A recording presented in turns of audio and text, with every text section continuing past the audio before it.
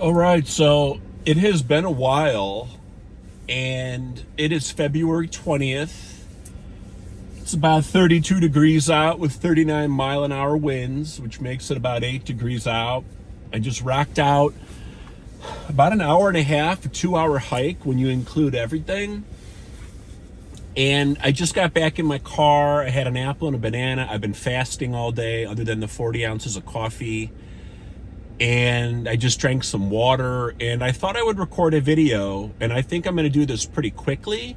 It's been a while since I'm recorded one of these, but there's some stories I want to tell, and I want to knock them out before, April, I guess. So I've had my little journal in my car for a couple months, and nobody's really here right now, so that makes me feel better.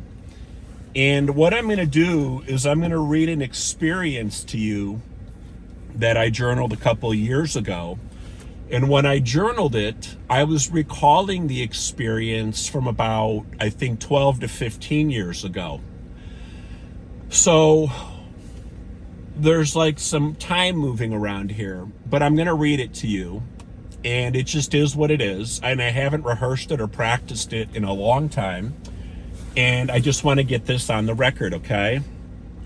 And I feel like the camera is all off, but ever since these new Apple updates and another update last night, I don't know what the fuck is going on with this phone anymore. It's so annoying. So here's what I journaled. And bear with me. In quotes, there's an alien working out at my gym. And that was a Facebook post from 2010, 2011, 2012, somewhere around there, okay? And I used to work out at the Galter Life Center in Chicago, Illinois. And I had seen or experienced this individual multiple times from a distance. Only once or twice was I in the vicinity of this individual. And I think only once did this person walk past me in the locker room. And here's what I journaled. So, for at least a year or two, when I worked out at the Galter Life Fitness Center, there used to be this guy, this really, really, really, really weird guy, who I could never quite figure out. I mean, he was always wearing workout gear from the 70s. Shoes, shorts, tops, headbands, wristbands, tall socks. Even his gym bag was from the 70s. The materials, shapes, cut, colors, fabric, patterns, style, etc., were all insane. Nothing was current. And it was as if everything was new. Everything looked so good and so clean and so pure, and the logos. And I'm like, dude, companies don't even use those logos anymore. Or wow, that type of fabric, I'm like, that's just not something you see. So everything was in really, really good condition. And it's literally like this guy was transported from the 70s. Or maybe he had been in a coma. It was all so weird. The tube socks with the two to three stripes pulled up. The old pleather, Converse high tops. Short shorts with weird colors and lines, cut above the hip and way above the knee. His tops were sometimes sleeveless and made from old cotton and, really heavy, wonky materials. Just stuff you don't see anymore in the stores, brand new, let alone in the gym, unless it's usually some old man or something. And even then it looks dated, washed, dilapidated, faded, whatever. And the guy wore headbands and wristbands. Who does that? And I remember seeing a gym bag once in the locker room, and it was so 70s looking, and it turned out to be his.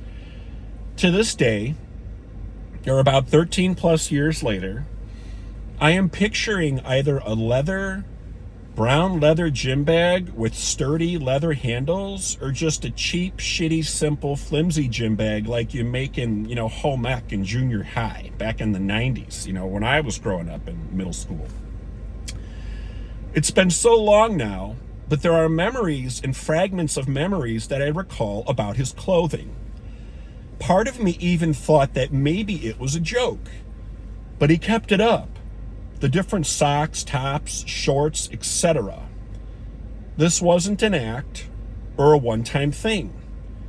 Who knows? Maybe he was in a coma, or a time traveler, or a walk-in. I've never seen live clothing and accessories like his anywhere. Anyhow, and I'm warming up here. My car is on and my heat is on because I'm still freezing, even though I had other gear on. Anyhow, the other weird thing was that he looked and acted like Chunk from the Goonies. And he had a bald head. And he looked like the guy, you know, from Weird Science who comes in on the motorcycle. The guy who's like the science teacher. The, you know, Mad Max guy. This guy had a completely bald head. White, shiny. But he also had the look, the gaze, and the stare.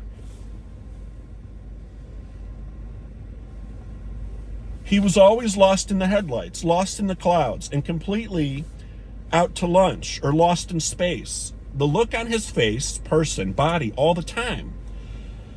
He was always like in bewilderment and confoundment, confused, unable to explain or deal with a situation.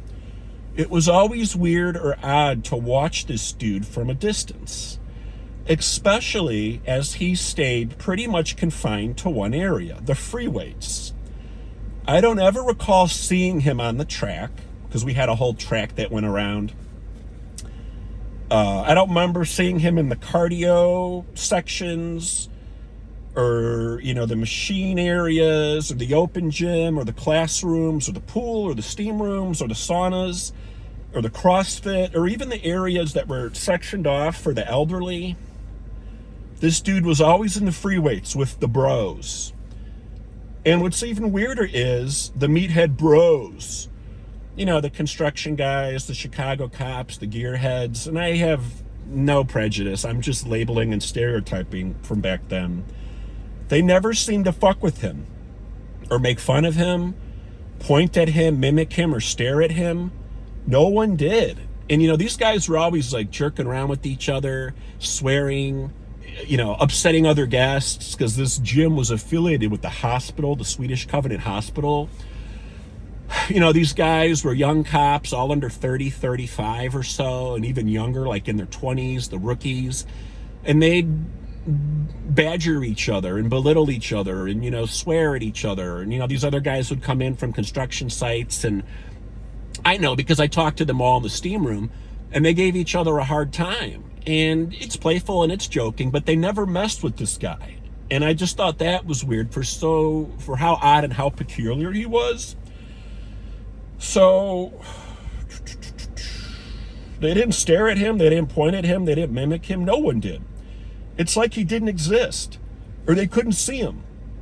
I only ever remember being in close proximity to him a few times, and I don't even know that I ever heard him or spoke or talked to him. It was all just so odd. I mean, the bros stared and gawked at other women, or became territorial with the weights and the racks and the benches, etc., as they took over an area from time to time. And, you know, they used to jerk each other off, like literally. And this guy was just invisible, it seemed. Or I was the only one who was kind of shocked trying to figure it out or kind of make sense of it.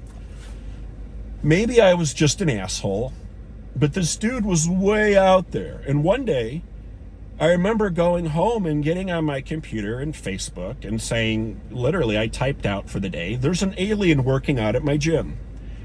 And he's easily one of the most bizarre individuals I've ever witnessed. And I've experienced all types of people, okay? I covered the city of Chicago for 12 years, along with surrounding suburbs. I've been all over the Midwest and the States, along with just the region in this country. And he was bizarre, you know? And I know I was an asshole at the time too, but, you know, his attire, his body language, his facial expressions, the look, the stare, it was all very unusual. And it's as if nobody else noticed it or ever wondered. And, you know, there's people at the gym who are new or they're first timers or they're all from other countries. It was very diverse. And, you know, I used to see people who couldn't communicate or couldn't understand, you know, each other. And this dude just didn't look like he knew what was going on, but he did. He went about his way. And it's like he had this whole 70s gig, and it was a trip. So interdimensional being, multidimensional being, regular human, hybrid, walk-in, somebody who was in a coma, all these different things, autistic. I don't know. I don't care. And I'm not trying to pick on him now. This is just something I wanted to put out there because it always threw me off and it was always very peculiar. And these are just a couple other stories of what could be multidimensional beings, hybrids, like I said, walk-ins. And I'm not going to try to explain all those because it's not like I know them off the top of my head, but I've seen enough shows and read enough books. And this is just another interesting experience that I'm putting out there, and I thought it needed to be put out there. And trust me, you know, I don't have a problem with people being different or people who have different disabilities or abilities.